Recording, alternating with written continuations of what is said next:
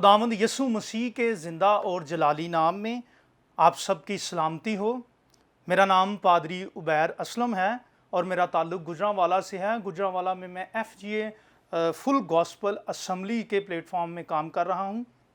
सबसे पहले मैं खुदावंद खुदाए सालूस की शुक्रगुजारी करता हूँ कि उसने मुमकिन किया कि आज आप सबके साथ मिलकर किताब मुक़द्दस में से चंद एक बातों को सीखा जाए। उसके बाद मैं शुक्रगुजार हूँ फजल टीवी के तमाम मेंबरान के लिए, तमाम टीम के लिए और ऐसे तमाम लोगों के लिए जो इंजील की वसअत के लिए, आसमान की बादशाहत के लिए काम कर रहे हैं। मैं दुआगो हूँ खुदावंद उनको कसरत की बरकत दे और अपने जलाल के लिए कसरत से उनको इस्तेमाल करे। तो आएँ किताब मुक़द्दस की तरफ रुजू करेंगे। मेरे साथ निकालिए जिनके पास खुदावंद का ज़िंदगी बख्श कलाम है, बाइबल मुक़द्दस में से अहद जदीद में से मुक़द्दस पौलुस रसूल का लिखा हुआ थिस्सलुनीकियों के नाम पहला ख़त, उसका 5वां बाब और उसकी 16वीं और 17वीं आयत किताब मुक़द्दस में मरकूम है। हर वक्त खुश रहो, बिला नागा दुआ करो। किताब मुक़द्दस का पढ़ा और सुना जाना और इस पर अमल किया जाना हम सब के लिए बाइस बरकत का सबब हो। आमीन। इससे पहले कि मैं इक़्तिबास की तरफ जाऊं, सबसे पहले मैं ख़त के बारे में एक दो बात आपको बताना चाहता हूं। थिस्सलुनीके जो शहर है ये शमाली यूनान का एक छोटा सा शहर था जो कि मकदूनी लोगों ने 315 काफ़ी में कबल मसीह में इसकी तामीर की, इसको बनाया, इसकी बुनियाद रखी और ये रूमी सूबा मकदूनिया का दारुल हुकूमत था। शहर में रहने वाले ज़्यादातर लोग यहूदी खुदातरस लोग और बाज़ बुत परस्त लोग थे और बहुत सारे यूनानी भी थे। अगर आप बाइबल मुक़द्दस में इमाल की किताब पढ़े, रसूलों के इमाल उसका 17वां बाब और उसकी पहली आयत से 10वीं आयत तक उसको पढ़े तो आपको पता चले कि कैसे पौलुस ने वहाँ पर मुनादी की। और किताब मुक़द्दस बयान करती है तकरीबन तीन सबतों में पौलुस रसूल इबादत खानों में जाता, जूश इबादत खानों में, यहूदी इबादत खानों में जाता और उनके साथ बहस करता, उनके साथ बहस व मुबासा करता और उनको बताता कि इंजील है क्या, यसु मसीह कौन है और कैसे मुर्दों में से जी उठा और हम उस पर ईमान लाकर निजात पा सकते हैं। पौलुस की इस मुनादी से बहुत सारे लोग जिनमें औरतें और मर्द खुदातरस लोग मसीह यसु पर ईमान ले आए और एक छोटी सी कलीसिया कायम हो गई। और पौलुस की यहूदियों ने बहुत ज़्यादा उसकी मुखालफत की जिसकी वजह से उसको ये शहर छोड़कर जाना पड़ा। मैं तफसीर पढ़ रहा था मैथ्यू हेनरी की। मैथ्यू हेनरी अपनी तफसीर में कहता है ये ख़त सबसे पुराना और पहला ख़त है पौलुस रसूल का जो उसने थिस्सलुनीके की कलीसिया को लिखा। तब पौलुस रसूल कुरिन्थस में था, वहाँ से उसने ये ख़त लिखा। उसके शागिर्द थे जिसमें तीमुथियुस है, सिलवानस को उसने ख़त लिखा, वहाँ पर उनको मुकर्रर किया कि वो पासबानी खिदमत वहाँ पर अंजाम दें। ख़त लिखने का जो मेन मकसद है वहाँ पर लोगों के अंदर कुछ क्वेश्चन रेज हो गए थे, सवाल आए थे लोगों के अंदर, जिनमें पहला सवाल मसीह कब आएगा यानी आमदे सानी के बारे में सवाल था। फिर दूसरा सवाल मसीह के आमदे सानी से पहले मरने वालों का क्या होगा। ये ख़त तकरीबन 5 अबवाब पर मुश्तमिल ख़त है जिसमें अगर आप पहले अबवाब को पढ़ें तो उसमें रसूल की शुक्रगुजारी और दुआ के बारे में जिक्र है। पौलुस रसूल शुक्रगुजारी करता है और दुआ करता है उस कलीसिया के लिए। क्यों दुआ करता है? इसलिए वो दुआ करता है। वो कहता है कि ये बुत परस्ती छोड़कर मसीह की तरफ आ गए हैं, मसीह को उन्होंने अपना शख्सी निजात दहिंदा कबूल कर लिया है। और दूसरे बाब में पौलुस की खिदमत है जिसमें मैं आपको एक खास बात बताना चाहता हूँ। रसूल ने अपने हाथों से मजदूरी की। वो कहता है तुम्हें याद है कि मैं तुम्हारे दरमियान रहकर मैंने अपने हाथों से काम किया, मैंने मेहनत और मजदूरी की। और तीसरा इसमें पॉइंट है तीसरे बाब में मसीही तर्ज जिंदगी यानी मसीही चाल चलन। आपको कैसे अपनी जिंदगी गुजारनी है, how to drive yourself according to the law of the Bible, Bible मुकद्दस के मुताबिक। मसीह के कवानीन के मुताबिक आपको कैसे ज़िंदगी गुजारनी है, इसके बारे में रसूल तीसरे बाब में बताता है। चौथे बाब में आमद सानी का जिक्र है मसीह की, और पांचवें बाब में आमद सानी के साथ साथ पौलुस नसीहतों की भी बात करता है। इसमें 13 से 14 नसीहतें हैं पौलुस की, जिसमें से हमने 2 नसीहतें तलावत की। लेकिन याद रखें, मेन जो इसका मरकजी पॉइंट है खत का, मेन जो थीम है वो ये है कि लोग जो मर रहे हैं मसीह की आमद सानी से पहले उनका क्या होगा, यानी रैप्चर जब होगा तो जो मर चुके हैं उनके बारे में लोग परेशान थे। रसूल इस खात में उनके सवालों का जवाब देता है। रसूल उनको बताता है कि तुमने कैसे जिंदगी गुजारनी है, मसीह कब आएगा, और वो वक्तों और मियादों के बारे में भी बताता है कि वक्तों और मियादों का जानना खुदा के हाथ में है। लेकिन जिस इक्तबास को हमने तलावत किया है, इसमें रसूल 2 नसीहतों का जिक्र करता है। जिसमें हमने 2 नसीहतें पढ़ी, वो कहता है हर वक्त खुश रहो। खुश के लिए जो इंग्लिश वर्ड है वो रिजॉयस इस्तेमाल हुआ है, नॉट यूज हैप्पी। याद रखें, जो हैप्पी वर्ड है वो लिमिटेड है, जबकि जो रिजॉयस है उसकी कोई लिमिट नहीं। हैप्पी वर्ड की लिमिट है, हैप्पी एक लम्हे के लिए इस्तेमाल होता है, यानी यूज फॉर अ मोमेंट, किसी लम्हे के लिए इस्तेमाल हुआ और वो लम्हा खत्म हो गया। लेकिन रिजॉयस तसलसल है, और मैं यूनानी में देख रहा था, जो वर्ड इस्तेमाल हुआ है वो खैरो इस्तेमाल हुआ है। इससे मुराद है ये वर्ब है, यानी किसी काम को प्रैक्टिकली करने को जाहिर करता है, अमली काम करने को जाहिर करता है ये, और किसी काम को करने को जाहिर करता है। और इसमें इसका उर्दू में मतलब है मसरूर रहना, शादमान रहना। इसलिए रसूल कहता है हर वक्त शादमान रहो, हर वक्त मसरूर रहो। मसरूर रहने के ताल्लुक से 2 बातें मैं आपके सामने रखना चाहता हूं। पहली बात, हम मसरूर क्यों रहें? किताब मुकद्दस बयान करती है, ज़बूरों की किताब में से ज़बूर 37वां और उसकी 4थी आयत, बाइबल मुकद्दस में मरकूम है, लिखा है खुदावंद में मसरूर रह और वो तेरे दिल की मुरादें पूरी करेगा। खुदावंद में मसरूर है, वो तेरे दिल की मुरादें पूरी करेगा। मसरूर के लिए जो इंग्लिश वर्ड है वो डिलाइट है, जिसका मतलब खुश है। वो कहता है खुदावंद में, ज़बूर नवीस कहता है खुश रह तो वो तेरे दिल की मुरादें पूरी करेगा। अफसोस से ये कहना पड़ता है, हम अपनी दिल की मुरादें, अपनी ख्वाहिशात पूरी करने के लिए क्या करते हैं? बाज़ दफ़ा हमें बहुत सारे ऐसे काम करने पड़ते हैं, कई दफ़ा हमें हुक्म अदूली भी करनी पड़ती है, कई दफ़ा हम डी ट्रैक हो जाते हैं अपनी ख्वाहिशात को पूरी करने के लिए। और कई दफ़ा ऐसा होता है, हम कई दफ़ा देवताओं के आगे और बुत परस्ती और दीगर ऐसे बहुत से काम करते हैं, पीर परस्ती में चले जाते हैं, ताकि हम दिल की मुरादें हमारी पूरी हो जाएं, हमारी ख्वाहिशात तकमील पा जाएं। लेकिन याद रखें, कलाम बयान करता है हमारी ख्वाहिशात ऐसे तकमील पाएगी, हम अपने दिल की मुरादें ऐसे पूरी करेंगे जब हम खुदावंद में मसरूर रहेंगे, जब हम खुदावंद में मगन रहेंगे, जब हम खुदावंद में मसरूर रहेंगे, जब हम खुदावंद में शादमान रहेंगे। किताब मुकद्दस बयान करती है यशवा के बारे में।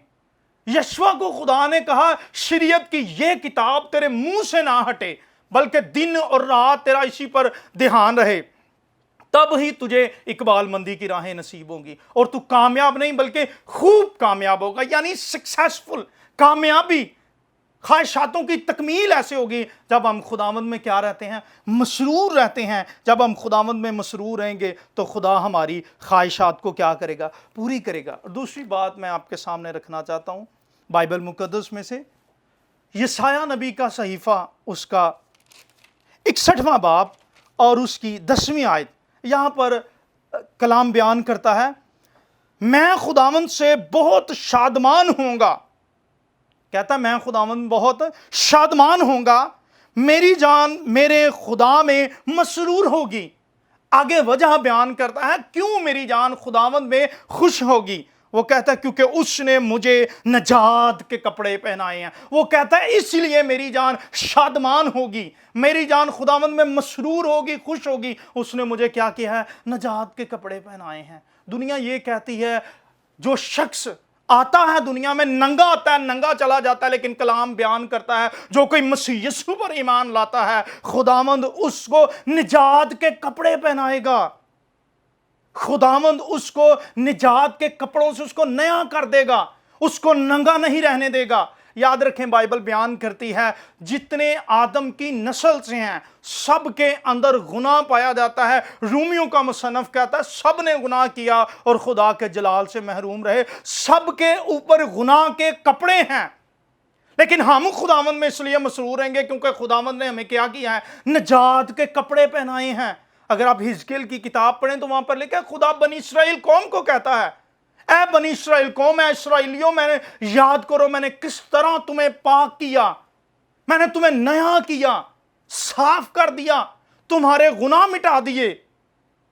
हम निजात के कपड़े कैसे पहन सकते हैं? रूमियों का मुसन्नफ कहता है, मुकद्दस पौलुस रसूल कहते हैं, नामा बाप रूमियों के खत में उसकी 10वीं आयत में लिखा है, अगर तू अपनी जुबान से यीशु के खुदावंद होने का इकरार करे और अपने दिल से ईमान लाए कि खुदा ने उसे मुर्दों में से जलाया है तो तू निजात पाएगा। यानी तू निजात के कपड़े तुझे पहनाए जाएंगे, तेरे गुनाह के कपड़े उतर जाएंगे और तू निजात के कपड़े पहनेगा। आगे लिखा है अगली आयत में, उसने रास्तबाजी के खिल्लत से मुझे मुलब्बस किया। आगे वो मिसाल दे रहा है, मुलब्बस किया जैसे दुल्हा शहरे से अपने आप को आरास्ता करता है और दुल्हन अपने जेवरों से अपना श्रृंगार करती है। रास्ती के खिल्लत से मुझे मुलब्बस किया। रास्ती की खिल्लत से मुराद वो कपड़े, वो ऐसा लिबास जो खुदा, जो बादशाह और उमरा किसी को तोहफे में देते हैं। इसलिए पतरस कहता है तुम शाही कानों का फिरका हो, मुकद्दस कौम हो। जब हम मसीह पर ईमान लाते हैं हमारे गुनाह के कपड़े उतर जाते हैं और हमें नया लिबास दिया जाता है, पाकीज़गी का लिबास हमें दिया जाता है और हम शाही कानों का फिरका बन जाते हैं, मुकद्दस हो जाते हैं मसीह पर ईमान लाने से। और लिखा है बादशाह या उमरा, किल्लत से मना बादशाह जो उमरा जो हमें गिफ्ट में तोहफे में कपड़े देते हैं। और यीशु मसीह के बारे में लिखा है वो बादशाहों का क्या है, बादशाह है, जिसने हमें क्या किया है, रास्ती के कपड़े पहना दिए हैं और हमारी सारी नारास्ती क्या होगी, जाती रही। हम कैसे इन कपड़ों को पहन सकते हैं? हम कैसे खुदावंद में मसरूर रह सकते हैं? तीसरा पॉइंट, हम कैसे खुदावंद में मसरूर रह सकते हैं? अयूब की किताब में उसका 22वां बाब और उसकी 23वीं आयत में लिखा है, अगर तू कादरे मुतलिक की तरफ फिरे तो बहाल किया जाएगा। अगर तू तौबा करे, अगर तू रिटर्न बैक, वापिस आए, अगर तू खुदावंद कादरे मुतलिक की तरफ फिरे जिसने जमीनों आसमान को बनाया, अगर तुम उस खुदा की तरफ मुड़ो जो कादरे मुतलिक है, जो किसी के सामने जवाब दे नहीं, जो हर एक चीज पर कादर है, वो कहता है अगर तू उसकी तरफ फिरे तो बहाल किया जाएगा। अगर तू तौबा करके खुदा की तरफ आ जाता है तो तू बहाल किया जाएगा, बशर्ते कि तू नारास्ती को अपने खैमों से दूर कर दे और अपने खजाने को मिट्टी में और अफेर के सोने को नदियों के पत्थरों में डाल दे। तब कादरे मुतलिक तेरा खजाना और तेरे लिए बेशकीमत चांदी होगा, क्योंकि तब ही तू कादरे मुतलिक में मसरूर रहेगा और खुदा की तरफ अपना मुंह उठाएगा। अगर तू तौबा करके खुदावंद की तरफ रजू लाता है, खुदा तुझे माफ कर देगा और बहाल कर देगा। खुदा तुझे नया कर देगा, रास्ती के कपड़े पहना देगा, तेरी निजासत को पाक कर देगा खुदा। फिर तू खुदावंद में मसरूर रह सकता है, खुदावंद में तू चल सकता है, खुदावंद में तू मगन हो सकता है। इसकी मिसाल बाइबल मुकद्दस में हमें मिलती है। लूका की अगर आप इंजील पढ़ें तो वहां पर लिखा है मुसरफ बेटे की मिसाल। मुसरफ बेटे ने क्या किया, सब कुछ लेकर चला गया जो दौलत उसके हिस्से में आती थी, लेकिन जब उसको एहसास हुआ, वहां पर बड़ी जबरदस्त एक बात लिखी है, उसको याद आया और उसने इकरार किया और कहने लगा मैं आसमान के खुदा और अपने बाप का क्या हूं, गुनहगार हूं। तौबा से पहले हमारे अंदर ये एहसास पैदा होना जरूरी है कि हम वाकई ही गुनहगार हैं। जब हमारे अंदर ये चीज आ जाती है कि हम वाकई गुनहगार हैं तो हम रिटर्न बैक होते हैं। कलाम बयान करता है खुदा की मेहरबानी तुझे तौबा की तरफ रागिब करती है। और मुसरफ बेटे ने क्या किया, वापिस आया अपने बाप के घर में اور اس کے باپ نے کیا کیا؟ سب سے پہلے اس کو کیا کیا؟ نیا لباس پہنایا، اس کے لیے ایک ضیافت رکھی، پھر اس کو انگوٹھی پہنائی جو اختیار کو ظاہر کرتی ہے۔ جب ہم مسیح کی طرف پھرتے ہیں، خدا کی طرف جاتے ہیں، توبہ کرتے ہیں، اپنے گناہوں سے اقرار کرتے ہیں، خدا ہمیں نیا لباس دیتا ہے۔ یسوع مسیح جو خدا کا برا ہے، اس کے خون سے ہم پاک ہو جاتے ہیں، پھر وہ ہمیں اختیار دیتا ہے اور ہم مکمل طور پر اپنی زندگی خداوند میں گزارتے ہیں۔ اس لیے کلام بیان کرتا ہے، رسول پولس کہتا ہے خداوند میں خوش رہو۔ فلپیوں کے خاتمے میں لکھا چوتھا باب اور اس کی چوتھی آیت میں وہ رسول کہتا ہے پھر کہتا ہوں خداوند میں خوش رہو، خداوند میں مسرور رہو، خداوند میں خوش رہو۔ اس لیے ضرورت ہے آج ہمیں خداوند میں خوش رہنے کی، ضرورت ہے اس بات کی۔ رسول کلیسیا کو اس وقت کہہ رہا ہے، لیکن آج ہمیں بھی ضرورت ہے کہ خداوند میں مسرور ہیں، وہ ہمارے دل کی مرادیں پوری کریں، خداوند کی طرف راغب ہو جائیں، توبہ کر لیں، اپنی زندگی خدا کو دے دیں، تو ہم کیا ہو جائیں گے؟ خداوند میں مسرور رہیں گے۔ اور یہ مسلسل مسرور رہنا یعنی لائف سٹائل ہے۔ اور دوسری آیت میں لکھا ہے بلا ناگا دعا کرو۔ میتھیو ہنری کہتے ہیں خوش رہنے کے لیے بھی ضروری ہے کہ ہم دعا کریں۔ دعا ہے کیا؟